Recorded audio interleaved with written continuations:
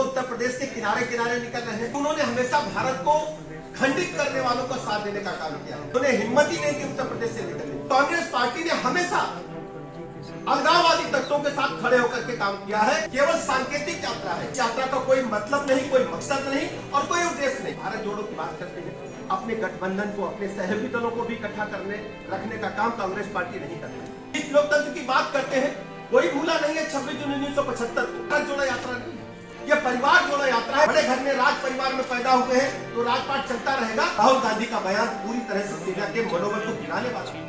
हिंदी चीनी भाई भाई किस भाई की बात करते हैं कि कांग्रेस पार्टी को हजारों करोड़ रुपए विदेशी चंदा मिलता है। लगातार घोटाले पर घोटाले हो जा रहे थे। लखनऊ में सुल्तानपुर रोड और पूर्वांचल एक्सप्रेसवे पर प्लॉट पाएं मात्र 999 रुपए प्रति वर्ग फीट में। तुरंत रजिस्ट्री, तुरंत कब्जा। तो उन्होंने उत्तर प्रदेश की जनता को इस बार भी निराश किया है। वो उत्तर प्रदेश के किनारे किनारे निकल रहे हैं और वो कांग्रेस पार्टी और वो उनके नेता जो लगातार देश को तोड़ने की बात करते थे, देश को विध्वंसक शक्तियों के साथ हाथ मिलाने का काम करते थे, टुकड़े टुकड़े गैंग के साथ खड़े होने की बात करते थे, वो लोग भारत जोड़ो यात्रा का छद्म नाम देकर के लोगों को गुमराह करने का प्रयास कर रहे हैं। उत्तर प्रदेश के आम जनता उन्होंने बुरी तरह नकार दिया है। इसलिए उन्होंने हिम्मत ही नहीं की उत्तर प्रदेश से निकलने। इसलिए वो केवल टच करते हुए दूसरे राज्यों में जा रहे हैं। मैं उत्तर प्रदेश की आम जनता को बहुत बहुत अभिनंदन करता हूं, आभार प्रकट करता हूं कि उनकी सच्चाई को जिस ढंग से उत्तर प्रदेश की जनता ने समझा है, परखा है, कांग्रेस को पूरी तरह से समाप्त कर दिया है। तो इसलिए मैं उत्तर प्रदेश की जनता का आभार प्रकट करता हूं। इतिहास कांग्रेस पार्टी का रहा है कि उन्होंने हमेशा भारत को खंडित करने वालों को साथ देने का काम किया है। आप सोचिए, जब जम्मू कश्मीर को विलय को लेकर के चर्चा चली, हमारे अग्रज सरदार वल्लभ भाई पटेल ने जो उस समय सोच दिखाई थी, छोटी छोटी रियासतों को शामिल करके भारत माता के विशाल स्वरूप, विराट स्वरूप दुनिया के सामने रखा था।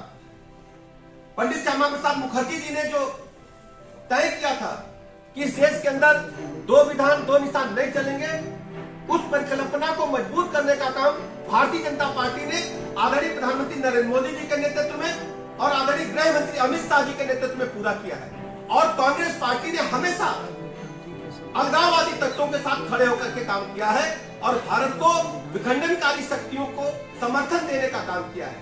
अभी जब आप देख रहे थे जेएनयू में जिस प्रकार की घटनाएं हुई, कांग्रेस पार्टी लगातार ऐसे तत्वों को समर्थन देती रही है और हमेशा इन लोगों ने लोकतंत्र को कमजोर किया है। जिस लोकतंत्र की बात करते हैं, कोई भूला नहीं है 26 जून 1975 को, जब इस देश के अंदर इमरजेंसी लागू की गई थी। वो काला दिन भारतीय इतिहास में दर्ज रहेगा। संविधान की धज्जियां उड़ाई गई थी, लोगों के नागरिक अधिकार समाप्त हो गए थे। आज वो लोग छद्म नाम लेकर के, आप लोग अच्छी तरह जानते हैं, गांधी मतलब था महात्मा गांधी, मतलब बापू, जिन्होंने दुनिया को मानवता का संदेश दिया, जिन्होंने अहिंसा का पाठ पूरी दुनिया को पढ़ाया, उनके छद्म नाम को लेकर के गुमराह करने का लगातार प्रयास करते हैं। मैं आप लोगों से लगातार इस सवाल को उठाता रहा हूं और आज स्पष्ट है कि उत्तर प्रदेश की आम जनता ने इन्हें बुरी तरह नकार दिया है। आप सब जानते हैं कि उत्तर प्रदेश राज्य घुसते ही घुटने टेकने का काम किया। उत्तर प्रदेश राज्य की सीमा से निकल करके वो बाहर जा रहे हैं। केवल सांकेतिक यात्रा है।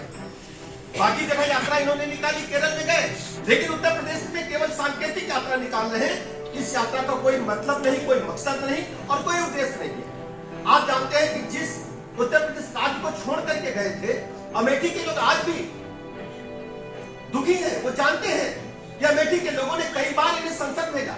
अगर अमेठी के लोग इनके नाम के आगे मोहर नहीं लगाते तो देश की बड़ी पंचायत संसद में पहुंच नहीं सकती थी। उनको ठुकरा करके गए हैं और लोकतंत्र में जिसने जनता को ठोकर मारी है, जनता उसे कभी माफ नहीं करेगी। ये हमारा इतिहास कहता है। आप जानते हैं कि भारत जोड़ो की बात करते हैं, अपने गठबंधन को, अपने सहयोगी दलों को भी इकट्ठा करने रखने का काम कांग्रेस पार्टी नहीं करती। कांग्रेस पार्टी ने हमेशा देश की जनता का शोषण किया है और बढ़ाने के नाम पर सिर्फ परिवार को बढ़ाने का काम किया है। क्या दूसरा कोई नेता ने आज में फुटेज देख रहा था? भाई बहन दोनों हाथ उठाकर खड़े थे। देश की जनता, उत्तर प्रदेश की जनता अच्छी तरह जानती है क्या उत्तर प्रदेश में नेताओं की कमी है। हमारे पास एक बड़ी फौज है जो उत्तर प्रदेश की जनता के लिए काम करती है। रात दिन लगातार जनता देखती रहती है, लेकिन कांग्रेस पार्टी के पास नेतृत्व के इतना अभाव है, केवल एक परिवार हाथ उठाकर के खड़ा हुआ है। जिस ढंग से मैं कह सकता हूं कि भारत जोड़ो यात्रा नहीं है, ये परिवार जोड़ो यात्रा है, परिवार को मजबूत करने के लिए, परिवार को स्टेब्लिश करने के लिए। वो अपने आप को बेरोजगार महसूस करते हैं। उन्होंने माना था कि वो बड़े घर में राज परिवार में पैदा हुए हैं तो राजपाट चलता रहेगा, लेकिन लोकतंत्र में बाबा साहब भीमराव अम्बेडकर ने जिस दिन संविधान लिख दिया था उस दिन ही तय हो गया था कि राजा और रानी के पेट से पैदा नहीं होगा, वो बैलेट मशीन से पैदा होगा। और आम जनता 25 करोड़ लोग उत्तर प्रदेश की जिसे चाहेंगे वो उत्तर प्रदेश का नेतृत्व करेगा, वही उनका काम करने का काम करेगा।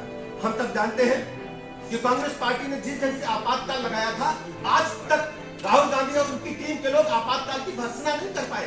उनकी हिम्मत नहीं है।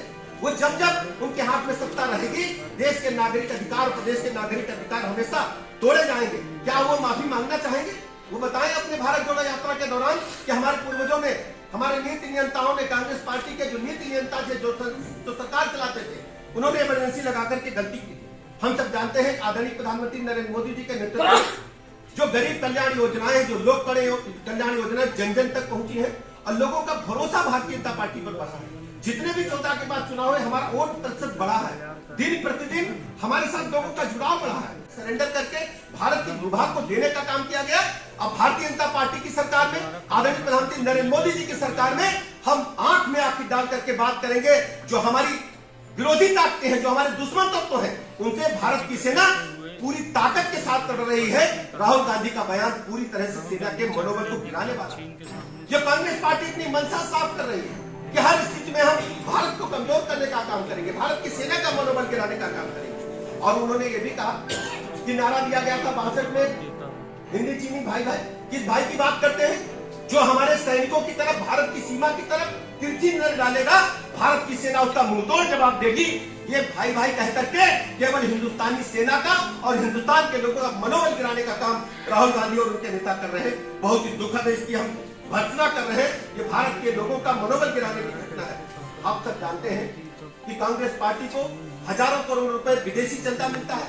मुझे पूरा शक है कि चाइना की कंपनी ने जरूर इन्हें चंदा दिया होगा, इसीलिए ये चाइना की तरफदारी करके भारतीय सेना का मनोबल गिराने का काम कर रहे हैं। हम आपसे जानना चाहते हैं, आप सब जानते हैं कि आदरणीय प्रधानमंत्री नरेंद्र मोदी जी के नेतृत्व में जिस ढंग से भारत की छवि, भारत की साख दुनिया के पैमाने पर बढ़ी है, भारत माता विश्व गुरु की ओर बढ़ रही है।